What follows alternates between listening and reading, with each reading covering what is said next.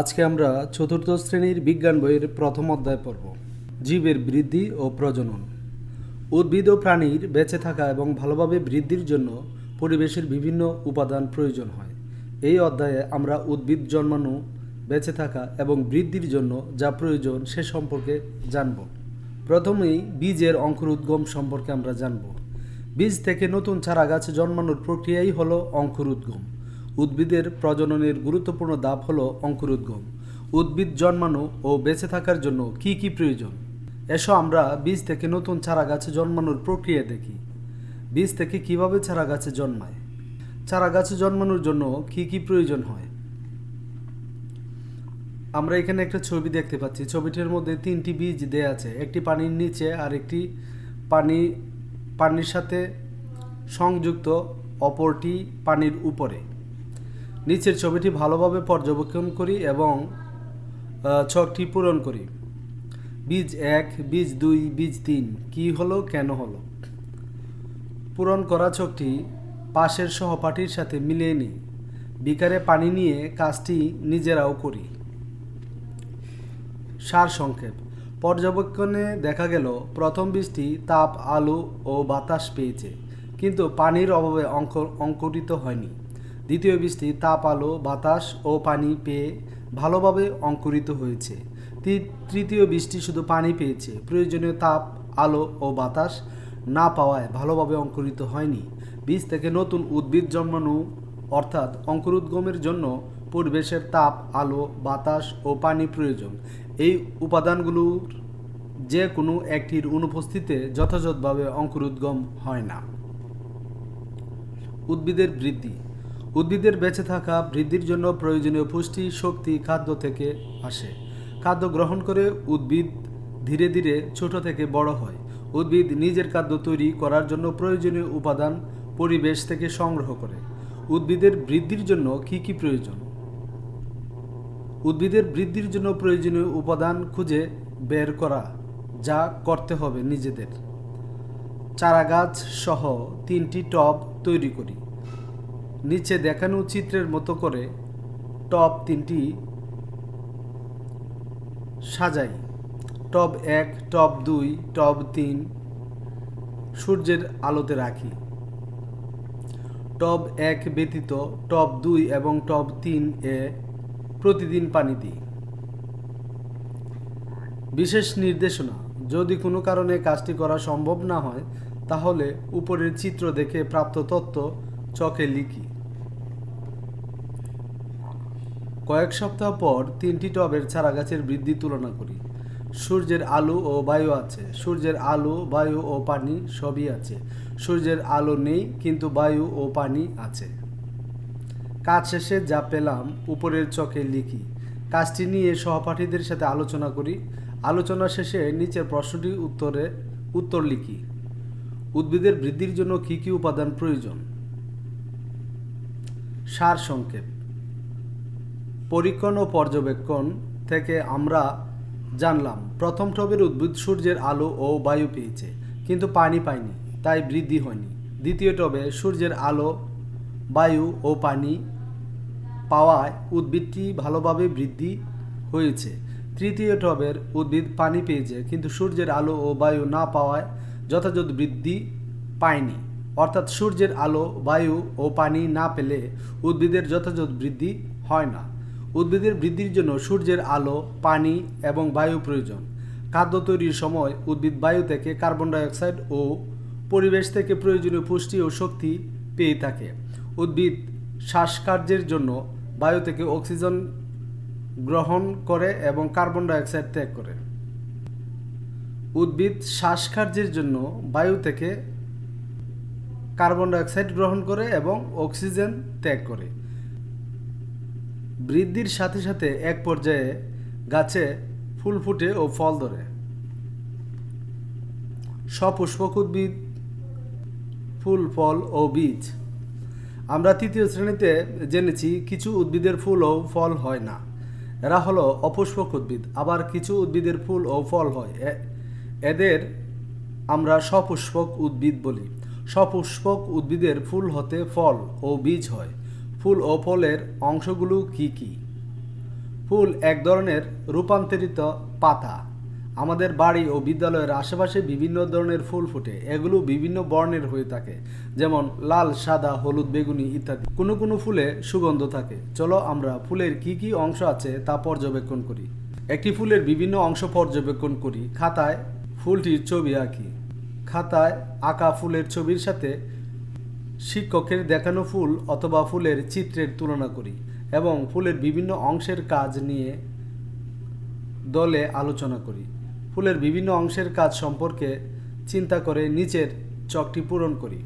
ফুলের বিভিন্ন অংশের কাজ: ফুলের অন্যান্য অংশকে রক্ষা করে, ডিম্বক ধারণ করে, ফুলকে সুন্দর দেখায়, পরাগরেণু উৎপন্ন করে।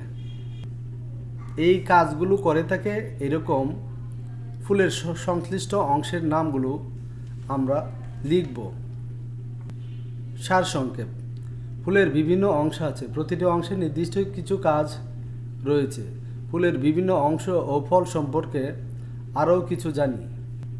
একটি ফুলের সবার উপরে যা থাকে তা দেখা যাচ্ছে গর্ভমুণ্ড, তারপরে স্ত্রী কেশর, তারপর পুংকেশর, দল বা পাপড়ি, গর্ভাশয়, বৃত্তি, উপবৃত্তি ইত্যাদি।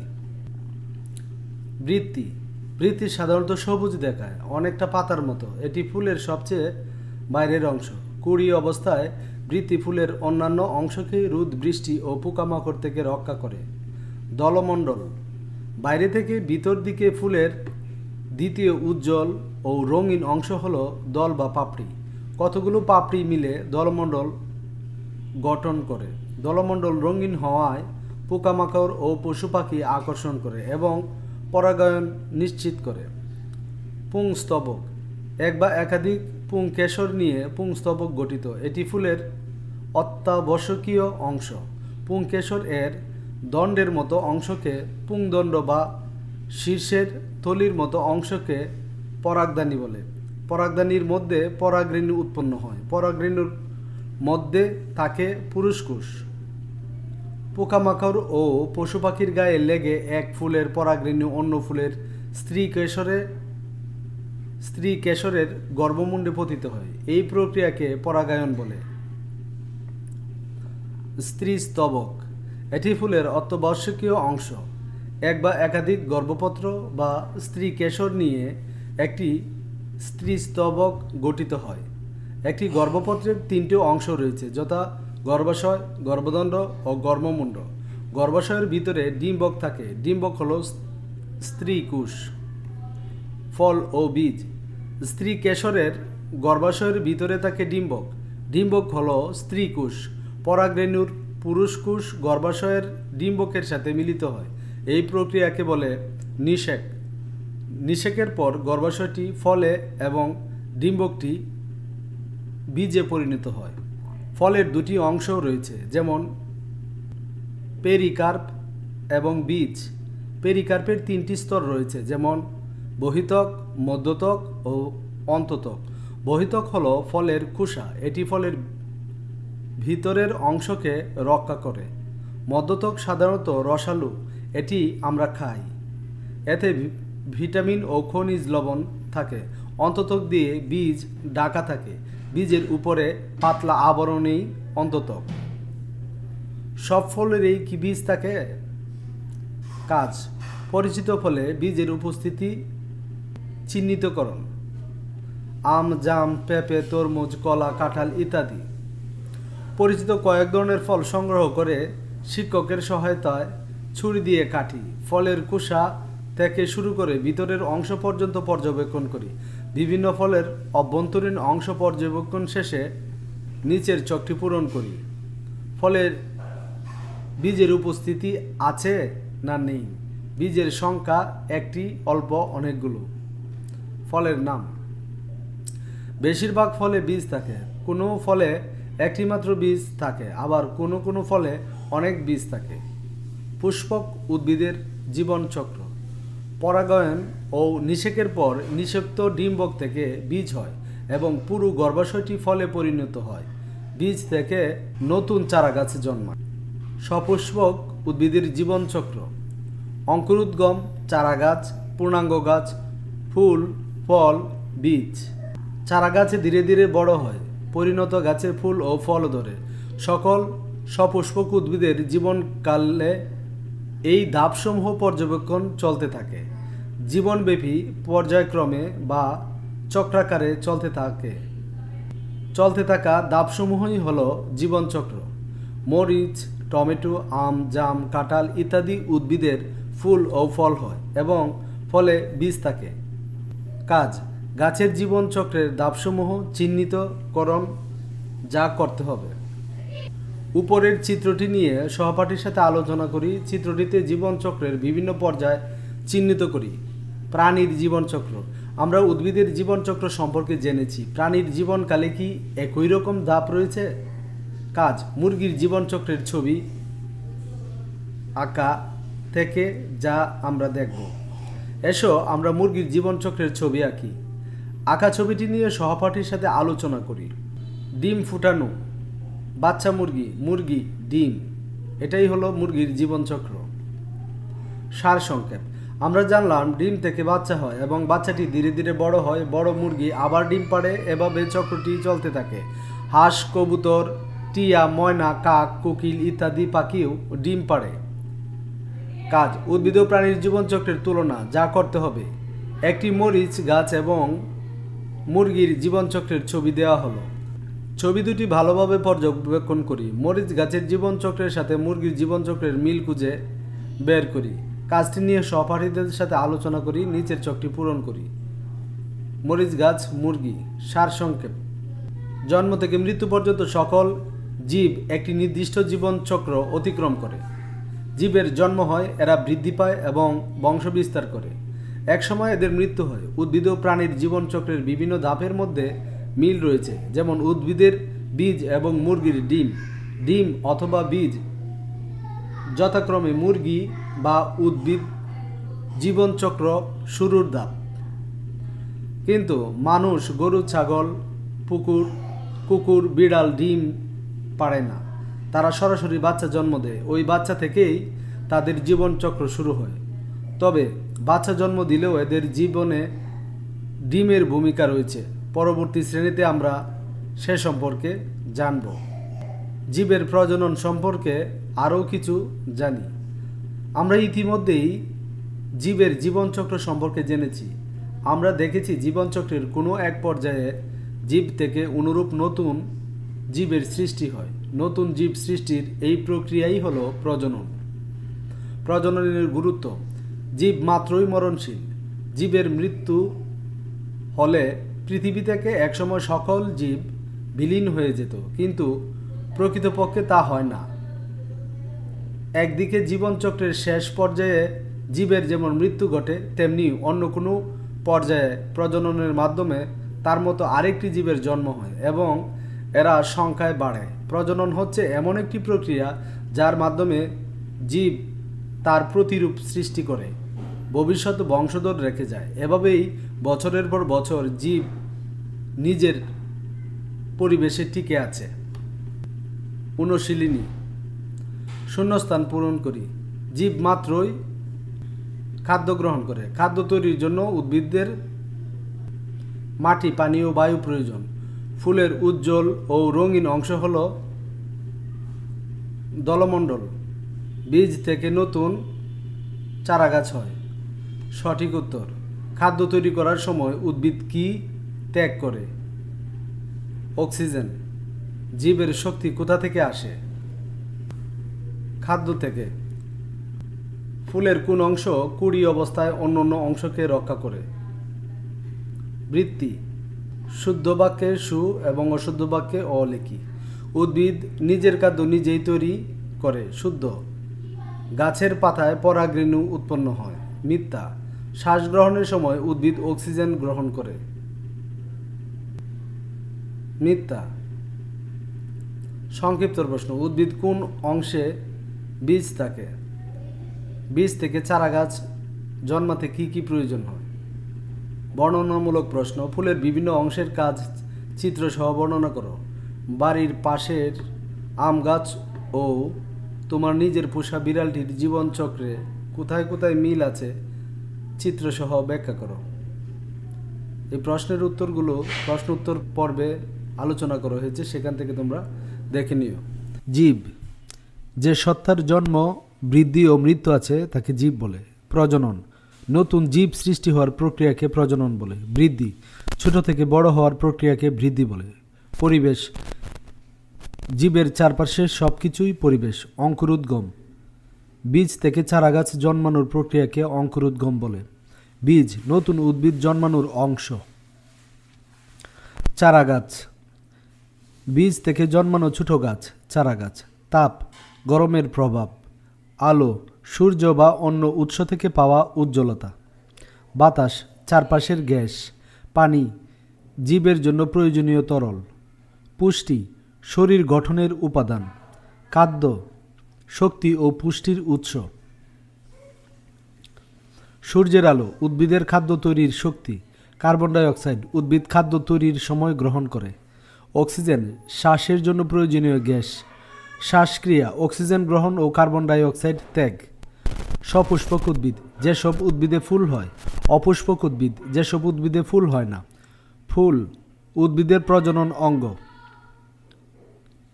ফল, নিষেকের পর গর্ভাশয় থেকে তৈরি অংশ। ডিম্বক, স্ত্রী কোষ। পরাগরেণু, পুরুষ কোষ বহনকারী কণা। পরাগায়ন, পরাগরেণু স্ত্রী কেশরে যাওয়া। নিষেক, পুরুষ ও স্ত্রী কোষের মিলন। বীজ ধারণ, ফলে বীজ থাকার প্রক্রিয়া। বৃত্তি, ফুলের বাইরের সবুজ অংশ। পাপড়ি, ফুলের রঙিন অংশ। দলমণ্ডল, সব পাপড়ির সমষ্টি। পুংকেশর, পরাগরেণু উৎপাদনকারী অংশ। পরাগধানী, যেখানে পরাগরেণু থাকে। স্ত্রী কেশর, ডিম্বক ধারণকারী অংশ। গর্ভাশয়, ডিম্বক থাকা অংশ। গর্ভমুণ্ড, পরাগগ্রহণের অংশ। জীবনচক্র, জন্ম থেকে মৃত্যু পর্যন্ত ধাপ। পূর্ণাঙ্গ গাছ, সম্পূর্ণ বড় গাছ। বীজ অঙ্কুরিত হওয়া, বীজ অঙ্কুরিত হওয়া। বীজ ফেটে চারা বের হওয়া। পরীক্ষণ, কিছু করে দেখা। পর্যবেক্ষণ, ভালোভাবে দেখে তথ্য নেওয়া। তুলনা, মিল ও অমিল খোঁজা। প্রাথমিক বিজ্ঞান, জীব ও প্রকৃতি বিষয়ক শিক্ষা। বিকার, পরীক্ষায় ব্যবহৃত পাত্র। টব, গাছ লাগানোর পাত্র। সূর্যালোক, সূর্য থেকে আসা আলো। বায়ু প্রবাহ, বাতাস চলাচল। ছায়া, আলো না পড়া স্থান। পোকা মাকড়, ছোট প্রাণী যেমন মৌমাছি। পরাগবাহক, পরাগ বহনকারী প্রাণী। জীবনকাল, জীব কতদিন বাঁচে। ডিম, অনেক প্রাণীর জীবনচক্রের শুরু। বাচ্চা, ডিম বা জন্ম থেকে আসা ছোট প্রাণী। পূর্ণবয়স্ক, বড় হয়ে ওঠা প্রাণী। মুরগি, ডিম পাড়া প্রাণী। পাখি, ডিম পাড়া প্রাণী শ্রেণী। স্তন্যপায়ী, বাচ্চা জন্ম দেয় এমন প্রাণী। মানুষ, স্তন্যপায়ী প্রাণী। বংশবিস্তার, সংখ্যা বৃদ্ধি। টিকে থাকা, বেঁচে থাকা। প্রাকৃতিক পরিবেশ, প্রকৃতির তৈরি পরিবেশ। কৃত্রিম পরিবেশ, মানুষের তৈরি পরিবেশ। মাটি, গাছে জন্মানোর মাধ্যম। খনিজ লবণ, মাটি থেকে পাওয়া পুষ্টি, ভিটামিন, শরীরের জন্য দরকারি উপাদান। রসালো অংশ, ফলের খাওয়ার অংশ। খোসা, ফলের বাইরের আবরণ। পেরিকার্প, ফলের আবরণ অংশ। বহিতক, ফলের বাইরের স্তর। মধ্যতক, ফলের মাঝের স্তর। অন্ততক, বীজ ঢেকে রাখা স্তর। বীজের আবরণ, বীজের খোসা। জীবনধারা, জীবনের চলার পদ্ধতি। শক্তি, কাজ করার ক্ষমতা। খাদ্য শৃঙ্খল, খাদ্যের ধারাবাহিকতা। সবুজ উদ্ভিদ নিজের খাদ্য তৈরি করে। আলোক সংশ্লেষণ, আলো দিয়ে খাদ্য তৈরি। পরিণত অবস্থা, সম্পূর্ণ বিকশিত হওয়া। বীজতলা, যেখানে বীজ অঙ্কুরিত হয়। চারার যত্ন, পানি ও আলো দেওয়া। জীব বৈচিত্র্য, জীবের বিভিন্নতা। প্রাণীজগৎ, সব প্রাণীর সমষ্টি। উদ্ভিদ জগৎ, সব উদ্ভিদের সমষ্টি। প্রাকৃতিক সম্পদ, প্রকৃতি থেকে পাওয়া জিনিস। জীবন ধারণ, বেঁচে থাকার প্রক্রিয়া। পরাগধানী ফাটা, পরাগ বের হওয়া। ফুল ফোটা, ফুলের বিকাশ। ফল ধরা, ফুল থেকে ফল হওয়া। বীজ বিস্তার, বীজ ছড়িয়ে পড়া। বৃষ্টি, পানি পাওয়ার প্রাকৃতিক উৎস। রোদ, সূর্যের তাপ। জীবনের ধাপ, জীবনচক্রের অংশ। জন্ম, জীবনের শুরু। মৃত্যু, জীবনের শেষ। বেঁচে থাকা উপাদান, আলো, পানি, বায়ু। পরিবেশের উপাদান, তাপ, আলো, পানি। জীবজগৎ, সব জীবের সমষ্টি। বৈজ্ঞানিক পরীক্ষা, প্রমাণ সহ কাজ। সহপাঠী, একসাথে পড়াশোনা করার বন্ধু। চিত্র, ছবি দিয়ে বোঝানো। ছক, টেবিল আকারে তথ্য। সার সংক্ষেপ, সংক্ষেপে মূল কথা।